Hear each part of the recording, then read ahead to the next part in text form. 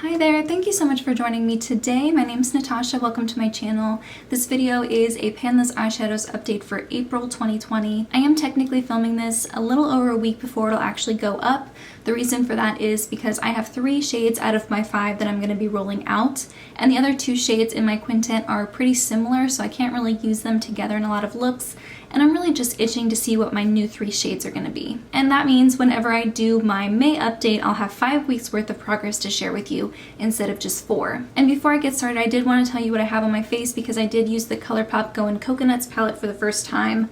In my crease, I'm wearing Culotta, and then I'm also using Nutty on the outer corner, on the crease, and on the lower lash line. I'm using Cocoa Crush, this middle shade, on my lid, and then I used Palm Reader on the inner corner. And even though I do love that Cocoa Crush shade, and that's immediately where my eyes go when I look at this palette, it's a really pretty rose gold. It's incredibly chunky. There was a lot of fallout. I just used my finger to pat it on the lid, and maybe I should have used a brush, or maybe I should have used it wet instead. If you have similar issues with this shade and you have a different way of using it that makes it easier with less fallout, please let me know because I do want to keep using it. So that's what I'm wearing on my eyes, and then I'm wearing Sweet Gravity by Nabla. It's a liquid lipstick on my lips, and then I put a little bit of lip balm on top. So let's just get started with the actual content that you tuned in to see. And I do need my glasses to see my screen, so I'll probably be wearing this for the majority of the rest of the video. Let's start with my Currant color palette that I was working with last month.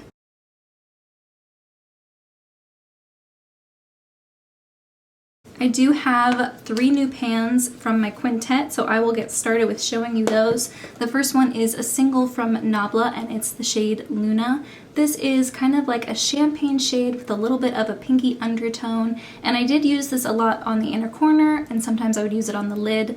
I did try to use it as a face highlight a couple times. It doesn't really have enough shine to be a good facial highlight. Something about the texture I didn't think was the best, and I just have so many other highlighters that I enjoy using, so I didn't really use this that often on my face. It took me just over 60 uses to hit pan, which I'm not really surprised by given how big this is. This is 2.5 grams. This is really pretty, but I do have 2 other light shimmery shades in my quintet, so I'm excited to start focusing on those. And last month I reached for Luna 16 times. The next pan is from the Too Faced Bonbons palette, and it's the shade Black Currant. It's that shimmery purple shade over here. This one I reached for an additional 17 times last month. I liked this type of purple because even though it did have a bit of a shimmer to it, a little bit of a glitter aspect, it wasn't super metallic, and so I could use it kind of on the outer corner, on the outer third of my eye, kind of as a deepener shade. I also liked that I could pair it with really pinky shades or really purpley shades and make it a lot brighter and kind of take it up a notch, but I could also sheer it out and use it with lighter, more champagne shades or cooler tones and kind of make it more of a light look. So I didn't have to take over the entire look if I didn't want it to. I didn't know how long it would take to hit pan or how deep the shades were because I've never hit pan on a Too Faced shade, let alone one from this palette. The shades are a little bit smaller than others. For example, these little heart-shaped ones, the smaller ones in the pan, are only 1 gram, while the ones from Colored Raine or the ColourPop singles, those are 1.5 grams. So these are only about 2/3 of the size of what I would consider to be like a standard eyeshadow amount. Even so, I really liked this shade. I'm kind of sad to see it go, but I am excited to see what I'm gonna roll in its place. And the last pan, the one I'm the most excited about, is from the Colored Raine Queen of Hearts palette. It's the shade Noblewoman, which is that really pretty burgundy shade right there. It definitely didn't take me as long to hit pan as it did on Ladyship, which is one of their matte shades, but it did take me a while, especially since I wasn't using it like all over the lid.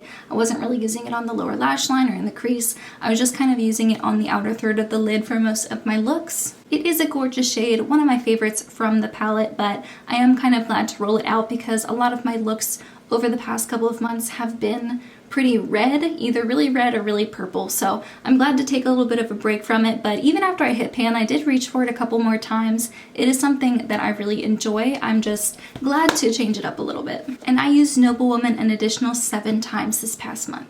As for the 2 shades that I didn't hit pan on, the first one I want to talk about is from the e.l.f. Modern Metals palette, and it is the light gold shade. Like the other gold shade that I hit pan on, I am focusing on the bottom half of the pan. That's just kind of where my brain thinks to naturally put my brush. I reached for the shade 8 times in the past month, and I usually used it all over the lid or sometimes on the inner corner. I was really trying to focus on the Nabla Luna shade. I wanted to hit pan on that one first before I started focusing on this one, so I imagine I'll get a lot more use out of it next month. It's a pretty light gold shade. It goes with any of the other shades that I'm working with, and it's really easy to incorporate it into looks. I was just focusing on other shades in the past month, so I didn't give this one as much love. And the last shade that I didn't hit pan on, but I still think I did pretty well with, is Zoeva Handmade. It's that shade right here. It's kind of like a duochrome shade, a pink base with a gold shift. And on my eyes, when I apply it, the gold kind of comes out more than the pink. And I have been experimenting and trying to find ways to bring the pink out more, but it's not really working for me. If anyone has any tips, let me know. I used this a total of 18 times.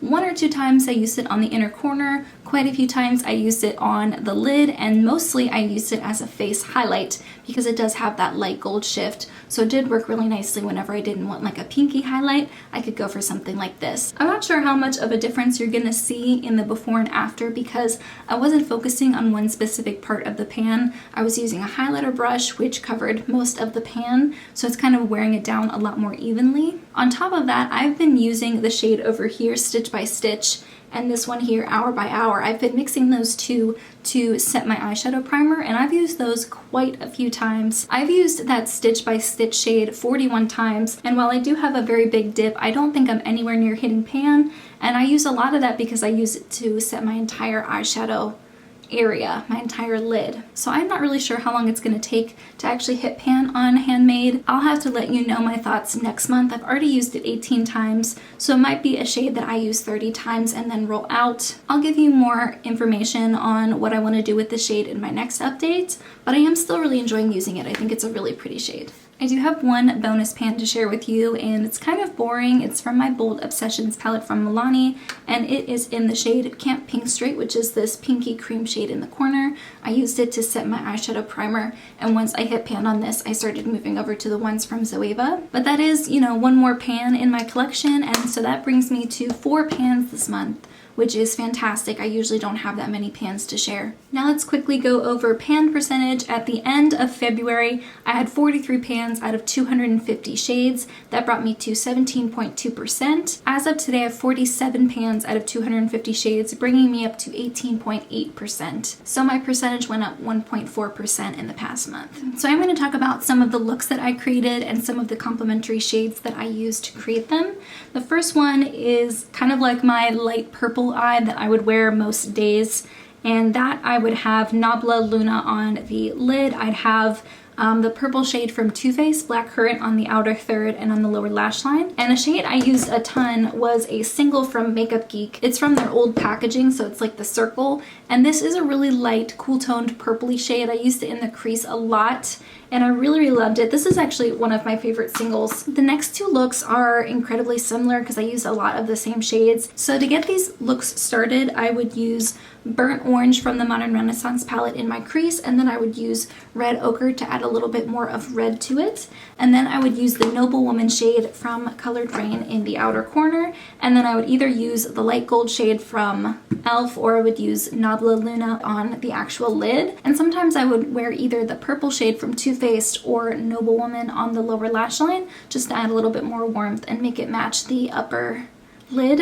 And I don't know if you can tell in these photos, but I am wearing blue mascara because I was trying to use up the ColourPop blue mascara, so I am wearing that with these. And one look that I created that I ended up really liking, I think you can see it in my most recent How Long Does It Take to Use Up primer video. That was a very light look. I only used 2 or 3 shades.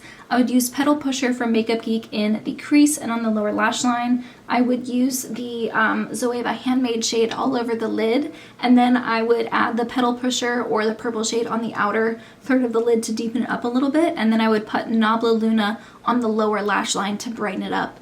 And I would just pair that with a ton of mascara and like a mauve lip. I think that's Perla from Stila that I'm wearing on my lips, and just a really flushed cheek. And I really liked how it looked. It was very lightweight, very simple. And I really just wore a combination of any of those looks throughout the month. I'm the type of person to just kind of wear the same look multiple days in a row. I don't really get sick of shades very easily, which is why I think that this type of project works really well for me. I don't think that this would work perfectly for everyone, especially if you're the type of person who likes to change it up very often. I'm definitely a creature of habit. I like having a routine in the morning. So projects like this work really well for someone like me. All right, so let's pick out 3 new shades for me to play with. I'm gonna do it with you on screen.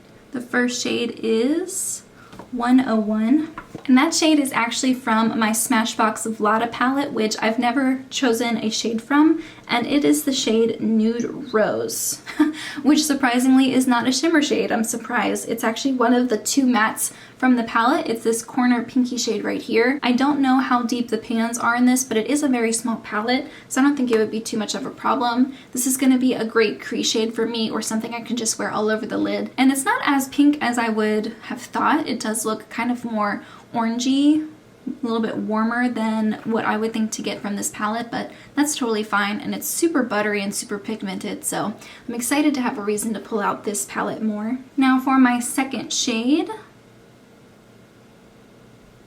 got 132. Okay.